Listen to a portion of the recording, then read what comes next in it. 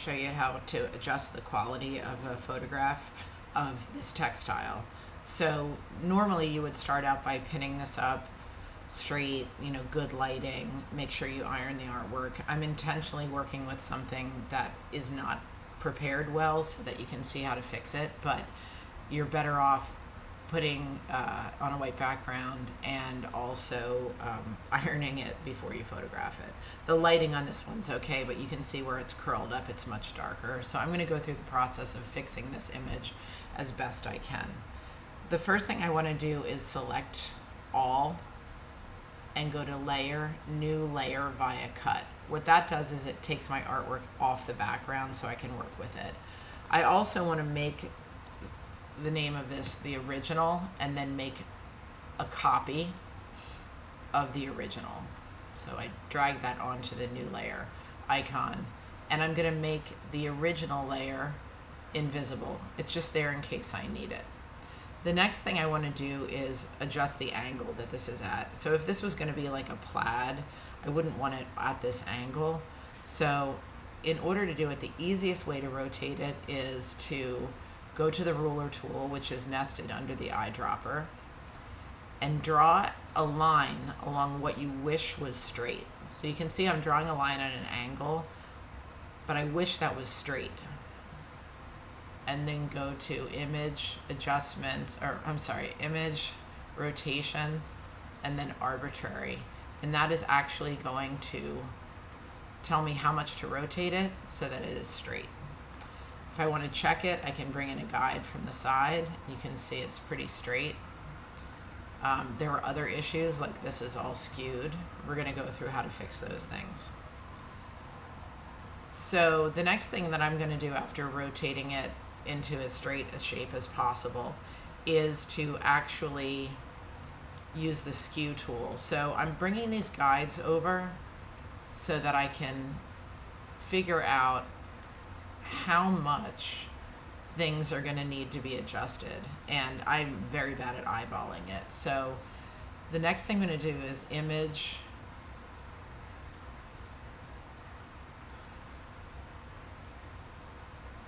edit, transform, and skew. So skew is basically going to give me these corners that I can pull into position. I'll hit enter on the keyboard and do that again. Edit, transform, skew. And it's allowing me to adjust the squareness of the artwork by pulling on the corners. And in this case, of course, it's going to warp the artwork slightly because the actual artwork was never all that square. But this is a good way of adjusting your artwork in Photoshop. So you can see once it's into shape, I can hit enter on the keyboard. One of the things that's still problematic is how it bows down in the middle. Again, that's happening in the actual artwork, but if I'm doing a presentation, I might want to adjust it so that it's shown at its best possible angle. So in order to do that, I would use the warp tool. So again, edit, transform, and then we can go to warp. And along the top, we have these warp settings suddenly, and you can also see that there are grid lines, blue grid lines on the image now. These blue grid lines allow me to click and drag to warp the image. I can also add my own lines if there's a particular area that I'm trying to move. So you can see here that I was able to just lift that one little spot up there. I'll show you a more extreme version of it.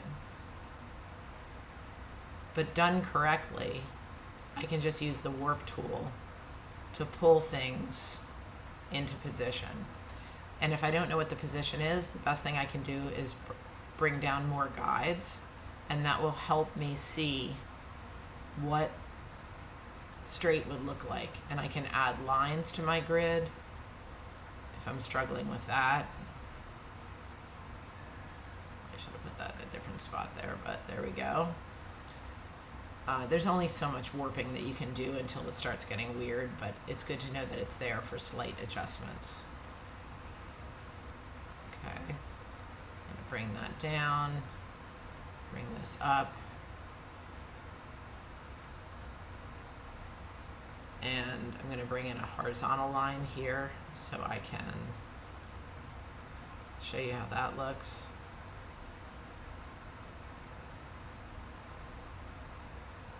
And I think I'm going to leave it there. Better than it was. Not perfect, but then again, the artwork is not perfect. Hit enter on my keyboard. That's how you use the warp tool. And I'm now going to clear my guides because I added a few and it's getting a little crowded. Okay. The next thing I'm going to do is crop the image. I don't need all this yellow in the background. Some people use the crop tool, which allows you to click and drag and then hit enter on your keyboard. But I'm going to hit escape on my keyboard now and show you how you can just use the marquee tool, the regular one, and select the area that you want to keep and image crop. Same results, two different ways. So you'll notice that I left some of that lettering up there and a little bit of yellow. Those are things that I'm going to use the Photoshop to actually get rid of, so I left them there on purpose. There's also a little bit of dark lighting down here that feels like the shadowing that I want to get rid of. So I'm going to show you the two ways to do that. Starting with the shadowing here, there is no good way to adjust just that shadowing with any of these adjustment tools because it's going to adjust the shadowing everywhere. So if I try to brighten it, it's going to brighten everything. So instead, I'm going to use the dodge and burn tools. So this is lightening for dodge and burning is obviously darker. You can use any of the exposure settings up at the top with it, but I'm going to try and lighten this area a little bit. I'm going to say it is the shadow area. It's maybe midtones, not the darkest thing on the image. And then I'm going to lower the exposure so whatever I do happens very slowly. I can also change my brush size so that I can cover more area. I don't know if you can see how quickly it's happening there, but I'm just dodging at it and lightening it up a little bit in some of these areas. So if the exposure had been higher, you would see it happening much more dramatically. That's why I keep it low, so I can just chip away at it. There you go. I think that looks pretty good. So it's evening out the lighting at the bottom ever so slightly. Okay, the next thing that I'm going to do is get rid of that lettering up top.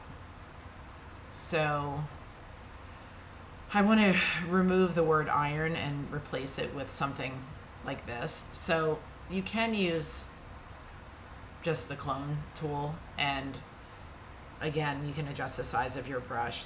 The best way to use a clone tool is to hit the option key and select an area that would be a good replacement. Release the option key, and then you can just draw. Problem with this, as you can see, is that once you get outside the area that you selected, it will continue to pick up excess area. So I usually use the tool with a smaller brush, and I go somewhat slowly so that I don't end up going off the edge.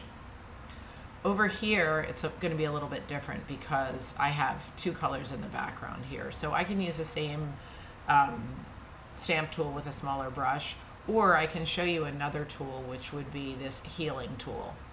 So the spot healing brush, if I draw on this, it's pretty much going to get rid of things until it starts to replace it with things that I don't want. So that's one approach. I'm going to back up. But another approach would be using the patch tool. So if I take something like this, I can draw a line around the area that I want to get rid of and then drag this down to an area to replace it with, and it will give me a pretty good replacement. This diffusion that's happening is because I have it set to diffusion. So that's on me to not have diffusion on when I use this tool. It's still doing it a little bit. Okay. So the next thing that I can do is, I'm going to try it with this one. Getting rid of all of that. Unfortunately, there isn't a good replacement for this, so it's not as easy as just dragging it down into the same color, because there isn't a color like that right now. So instead of using that tool, I will go back to one of the healing brushes and make a smaller brush and just clean up little bit by little bit. You notice I'm making little tiny brush strokes. I'm not trying to get the whole thing at once. Now I have a bigger area that I can use to clone. So I'm going to make a smaller stamp tool. Hit the Option key as a start point, and then keep doing that. Keep recentering with the Option key so that I can collect more information to cover that up. That might feel like it's a slow process to you, but it's actually much faster than a lot of other ways. I'm also going to go ahead and fix this stuff as well. But you'll notice I thought it was the same color, and it wasn't. So making sure you're matching the color can be really difficult. You can also adjust the opacity at the top. So I'm matching the color at a lower opacity, and it's matching the ground.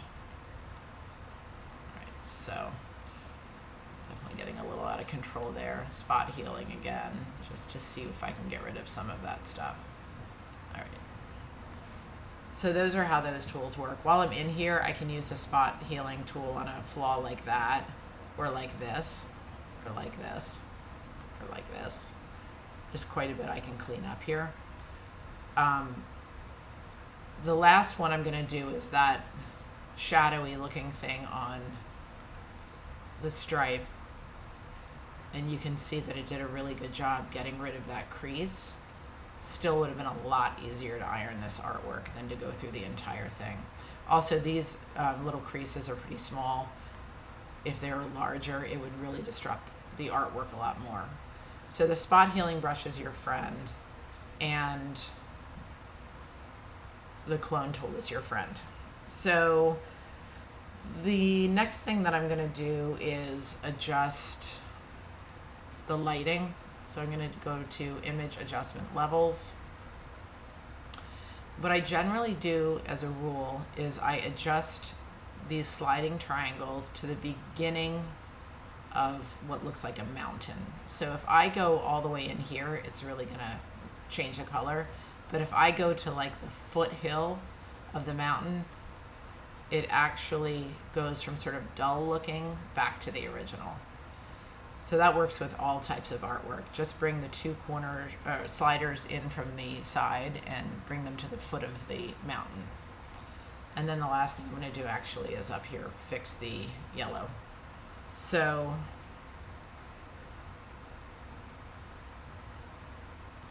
again, with the healing patch tool, I'm going to go in here, select the area I want to get rid of, and then bring it down here to patch it. It actually did a very good job. While I'm here, I'll show it to you again, but with an area like this. Select the area that is flawed, and then drag it to an area that you think looks good. So you notice that this is really big, so there's no area that's going to be perfect. But I think that could be pretty good. Oh, no, no, no. Terrible. I have no idea why that's happening. Anyway, I will move on from that, and it's the destination. Anyway, I think I'm going to edit that last bit out.